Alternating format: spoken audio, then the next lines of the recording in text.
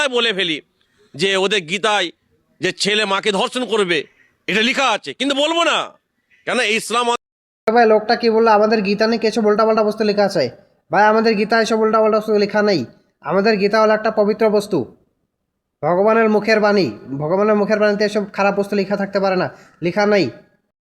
তোদের কোরআনে কি লেখা আছে কি লেখা নেই আমি জানি না, আর তোদের কোরআন কোনোদিন পড়িও না আর কোনোদিন পড়তেও চাই না। কিন্তু তোদের মুসলিম থেকে যারা বেরিয়ে গিয়েছে এক্স মুসলিম, ভারতবর্ষে মিনিমাম 2 কোটির উপরে এক্স মুসলিম আছে। ওরা প্রতিদিন ভিডিও বানায়, ওদের লাইভ দেখি, প্রতিদিন ভিডিও বানায়, এরকম উল্টাপাল্টা বস্তু লেখা আছে। অনেক বস্তু বলে ওরা, মুখে বলা যায় না। এরকম এরকম বস্তু বলে এক্স মুসলিম যারা আছে 2 কোটির উপরে আছে। আর তোদের সবচেয়ে বড় ধর্মগুরু জাকির নায়ক ভারত থেকে যে পালিয়ে গিয়েছে ভাগুরা, ওই ভাগুরার কমসে কম 100-এর উপর ভিডিও আছে সোশ্যাল মিডিয়া প্ল্যাটফর্মে অ্যাভেলেবেল আছে, যখন খুশি তখন দেখতে পারবি। জাকির নায়কের 100-এর উপর ভিডিও আছে।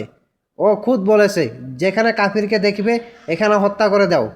আমি লাগিয়ে দিচ্ছি ভিডিও দেখে নাও। वो एक आयत का हवाला देते कुरान मजीद की, जिसमें लिखा है कि जब भी आप काफिर को देखो उसका कत्ल करो। कहना चाहते हैं कि मुसलमानों को कुरान कहता है कि काफिर को देख के कत्ल करो। और जब आप कुरान मजीद खोलेंगे, सूरह तौबा सूरा नंबर 9 आयत नंबर 5, उसका तर्जुमा पढ़ेंगे तो बराबर है। उसमें लिखा है कुरान मजीद में, जब भी आप काफिर को देखो उसका कत्ल करो। দেখলে জাকির নায়ক কি বললো? এখন বলো তোমরা, জাকির নায়ক মিথ্যা বলছে না এই লোকটা মিথ্যা বলছে, না ভারতবর্ষে যে 2 কোটির উপরে মুসলিম আছে ওরা মিথ্যা কথা বলছে? আমি কিছু জানি না, তোমরা কমেন্ট করে বলে দাও। বাস আমি শুধু এটা চাই তোমরা কমেন্ট করো, আমি শুধু দেখতে চাই কে মিথ্যা বলছে।